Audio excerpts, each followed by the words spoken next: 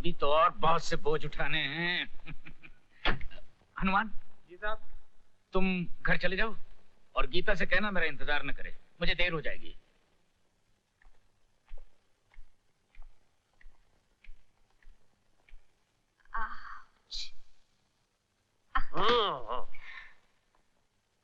Darling, good night.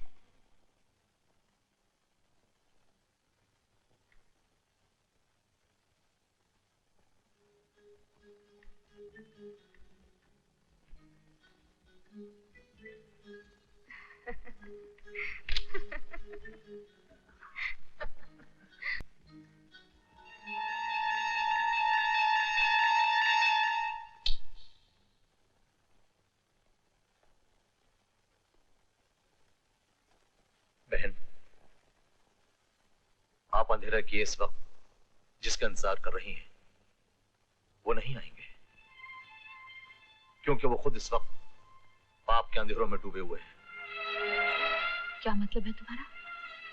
मतलब ये कि वकील महेंद्र प्रताप बूढ़े सक्सेना की जवान बीवी के साथ गुलछर्रे उड़ा। क्या? हाँ? जी आप? मैं एडवोकेट महेंद्र प्रताप की बीवी गीता इस वक्त उन्हें यहाँ से ले जाने आई हूँ। एडवोकेट महेंद्र प्रताप इस वक्त यहाँ कैसे? वो तो मैं नहीं जानती, पर इतना जरूर जानती हूँ कि इस वक्त वो यहीं हैं। जी जी, आइए आइए, आप यहाँ बैठिए, मैं देखता हूँ। डार्लिंग, गुस्से में तुम्हारा शरीर कांप रहा है, तुम्हारा ब्लड प्रेशर बढ़ जाएगा। जाओ गोली खाकर सो जाओ। आज मैं गोली खा के नहीं, तुम दोनों को गोली खिलाकर सुला दूंगा।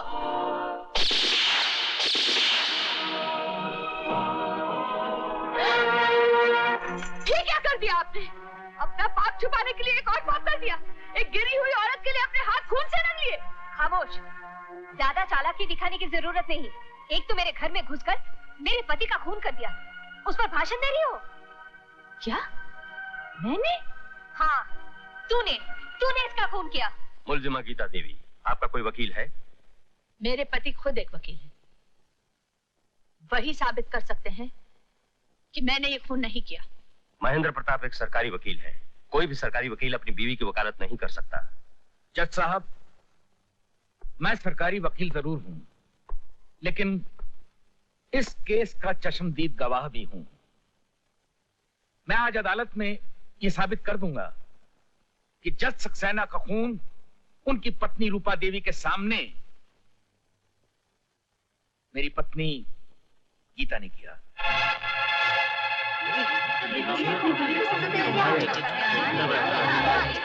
Order order. बरसों पहले इसके पहले पति की मौत के बाद मैंने इस पर रहम करके इससे शादी कर ली, पर मुझे शादी के बाद पता चला कि ये औरत बदकार और बदचलन है, और जिसके गवाह थे जज सक्सेना, इससे पहले कि जज सक्सेना अपनी जुबान खोलें, इसने उनके घर जाकर उनकी पत्नी रूपा देवी के सामने उनको गोलियों से भून दिया। Order order.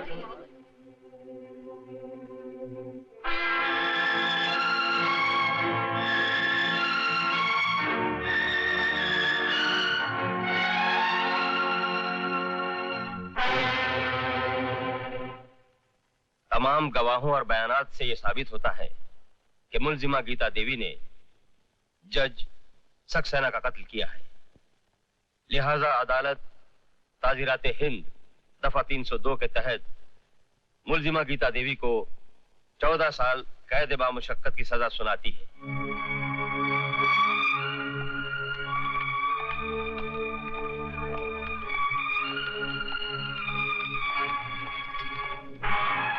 महेंद्र प्रताप, अंधे कानून का सहारा लेकर मुझ बेगुनाह को गुनहगार तो साबित कर दिया, लेकिन कुदरत के कानून से तुम नहीं बच सकते। याद रखना, मेरे पेट में तेरा बच्चा पल रहा है। जब वो जन्म लेगा तो मैं उसके रगों में ऐसा जहर भर दूंगी कि वो तुम्हारा दामन पकड़कर तुमसे ये पूछेगा कि मेरी माँ का क्या कसूर था। सारी दुनिया के सामने तुझे बेनकाब करेगा और खुद तेरा लहू तुझसे इंसाफ मांगेगा। महेंद्र प्रताप, इंसाफ मांगेगा, इंसाफ मांगेगा। याद रखना महेंद्र प्रताप।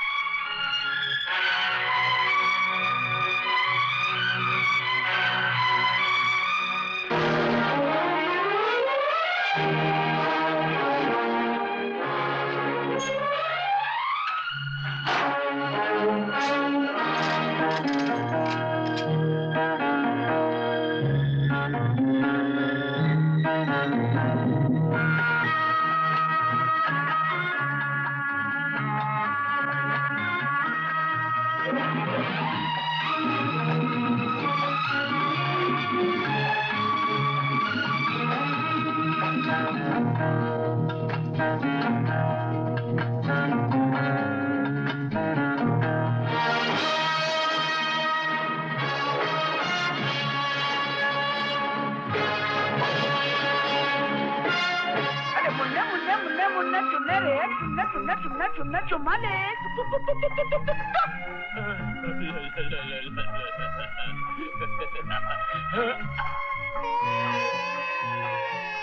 अरे रे रे रे रे आजा इस अंकल के पास। अरे रे रे रे रोना नहीं। अरे रे रे आजा आजा आजा। अंकल बहुत कुछ लेके देगा। बैठ जा।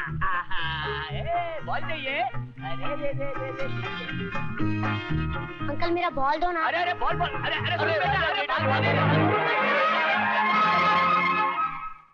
हाँ बहन, कब तक ये बच्चा तुम्हारे साथ जेल में रहेगा? अब ये 5 साल का हो गया है। इसे पढ़ना लिखना है, बड़ा आदमी बनना है। हाँ भाई साहब, यही सब सोचकर कल मैंने जेलर साहब से बात की।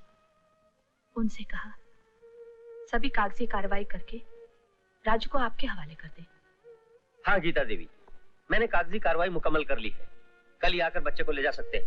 बस बस बस बस, बातें करते रहोगे या बच्चों को कुछ खिलाओगे भी? अब तुम ले ही आई हो तो अपने हाथों से खिला दो। नहीं, ये सब मैं खाऊंगा। ऐसा नहीं करते बेटा, सब मिलजुल के खाओ। इसको बोलो इसके घर जाकर खाए। मोहन बेटे, ये घर तुम्हारा ही नहीं, आज से ये घर राजू का भी है और हम सब मिलजुल कर ही रहेंगे। हाँ बेटे, तुम्हें अपने पिताजी की तरह ड्राइवर नहीं बनना है, पढ़ लिख कर इंस्पेक्टर बनना है। और राजू, तुम्हें जज बनना है। तुम अपने भाई को पढ़ाओगे ना? हाँ, मैं इसे जरूर पढ़ाऊंगा, चाहे मुझे कितनी मेहनत मजदूरी करनी पड़े। मैं आपका सपना जरूर पूरा करूंगा माँ। शाबाश। हाँ हाँ, मैं भेड़िया था, मगर मुझे भेड़िया बनाने वाली तुम हो। तुम जैसी अय्याश और गुमराह औरत के लिए मैंने अपनी बेगुनाह बीवी को मुजरिम बनाकर जेल की सलाखों के पीछे धकेल दिया।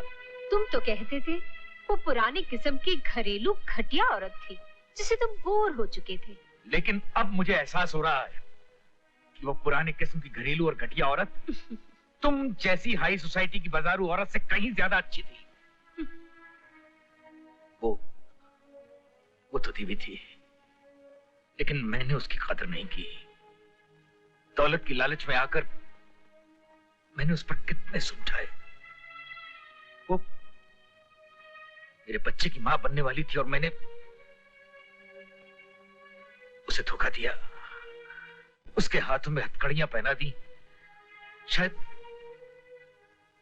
उसी की सजा भुगत रहा हूं।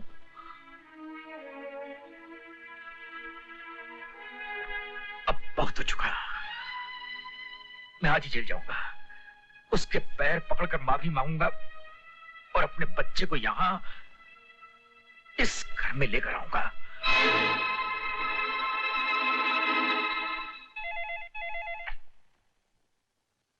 हेलो, मैं रूपा बोल रही हूँ। हुक्म करो। कुछ दिन पहले जेल से महेंद्र के नाम एक चिट्ठी आई थी जिसमें लिखा था कि गीता ने जेल में जिस बच्चे को जन्म दिया उस बच्चे को ले जाने के लिए जेल वालों ने महेंद्र को जेल बुलाया है, लेकिन मैंने वो चिट्ठी उसे दी ही नहीं। रूपा डार्लिंग, जिस हाथ भर के बच्चे से तुम परेशान हो और जो कांटे की तरह तुम्हारे मन में चुभ रहा है, उस कांटे को मैं इसे उखाड़ दूंगा जैसे लोग मस्केम से सुई निकाल लेते हैं।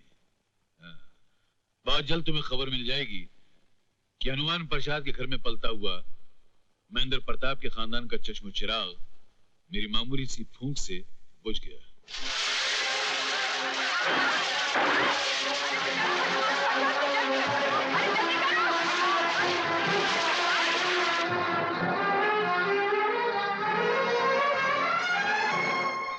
लक्ष्मी, मेरा बेटा कहाँ है? उसे ढूंढने जेल गया तो पता लगा कि वो तुम लोगों के हवाले कर दिया गया है। तुम्हारे घर पहुंचा तो वहां पूरी बस्ती जल चुकी थी। भाई साहब, आपके बेटे की जान खतरे में है। किसी ने उसकी जान लेने के लिए हमारे घर में आग लगा दी थी, लेकिन मेरे पति ने आपके बेटे को बचा लिया है और खुद की जान गंवा दी। अब मेरा भी तो कोई भरोसा नहीं है। भाई साहब, अगर हो सके तो आप मेरी बेटी अंजलि को किसी अनाथालय में डाल दीजिए। नहीं लक्ष्मी, तुम्हारे पति ने मेरे बच्चे को बचाने के लिए अपनी जान दे दी। मैं इसे अपनी बेटी की तरह पालूंगा। मैंने दुनिया के साथ बहुत नाइंसाफी की है। ये बहुत बड़ी वकील बनकर दुनिया को इंसाफ दिलाएगी। आओ बेटी। लेकिन मेरा बेटा कहाँ है? भाई साहब, आपका लक्ष्मी,